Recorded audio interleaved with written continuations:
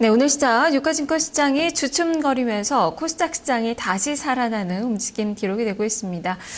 코스닥 지수 지금 552선 0.7% 정도로 상승폭을 약간 더 키우고 있고요. 종목들이 오늘 그리핑이 참 많이 되고 있는 그 상황입니다. 줄기세포, 이 바이오 관련된 종목군들 오랜만에 테마가 또 강하게 형성이 되고 있습니다. 보건복지부 장관이 미래성장 동력으로 줄기세포 쪽을 제시를 했다고 하는데요. 자, 이런 모멘텀 받으면서 지금 파미셀은 10% 넘는 급등세 나타나고 있고요. 산성 LNS가 5% 가까운 상승, 코미팜이나 지금 현재 메디프론 그리고 이 셀바이오텍 뭐 이런 종목군들 상승권의 움직임이 기록이 되고 있습니다. 전반적으로 지금 분위기가 많이 바이오 쪽에서 좋아지고 있는 그 분위기가 나타나고 있고요.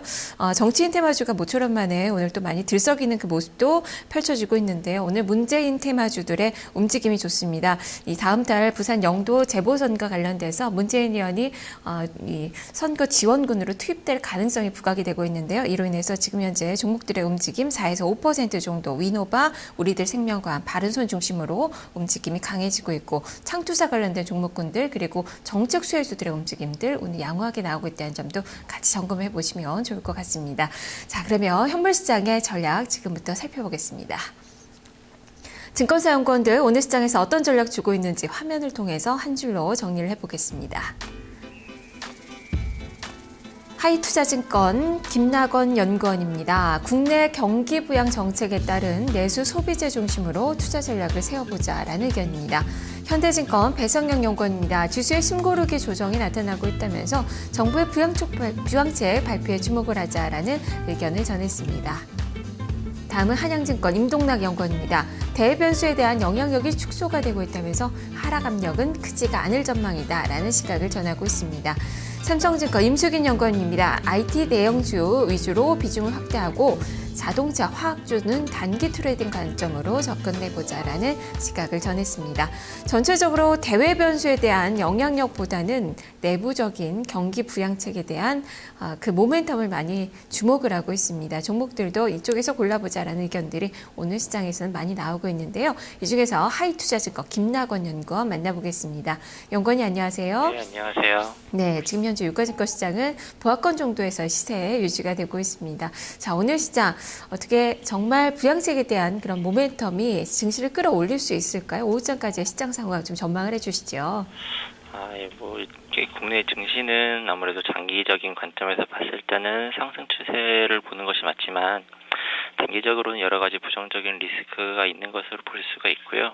오늘 경기 부양책이 발표가 된다고 하더라도 지금 잔존하고 있는 리스크들이 좀 있다는 점을 감안을 하면은 오늘부터 그런 발표를 토대로 강한 상승을 예상한다 이렇게 보기는 약간 좀 어려운 면이 있는데요.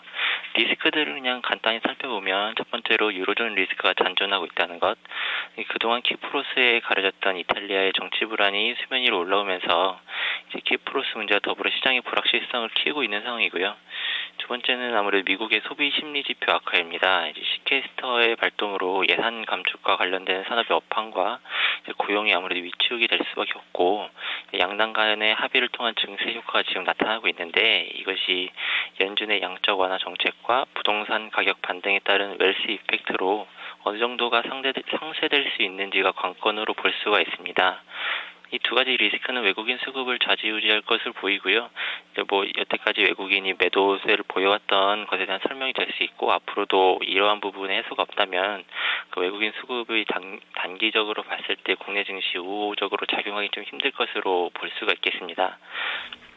근데 이제 장기적인 관점에서 봤을 때는 글로벌 경기가 각국의 경기 부양책을 바탕으로 완만하게 턴어라운드하고 있다는 점에서 주식시장은 점차적으로 상승할 수 있을 것으로 볼 수가 있고요.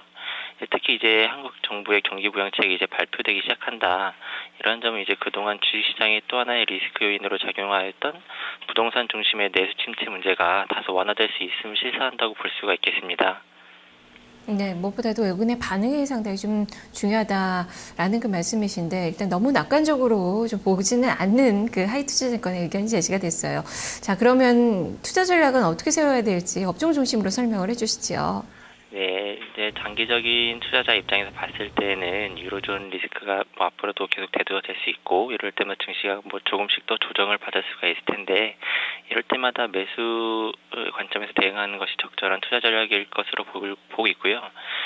아무래도 글로벌 경기가 계절적으로 산업 활동이 활발해지는 구간에 들어서면서 각종 제조업 지표가 개선이 될 수가 있고, 국내 기업들의 이익에 대한 불안감도 이제 차츰 거쳐질 것으로 볼 수 있기 때문입니다.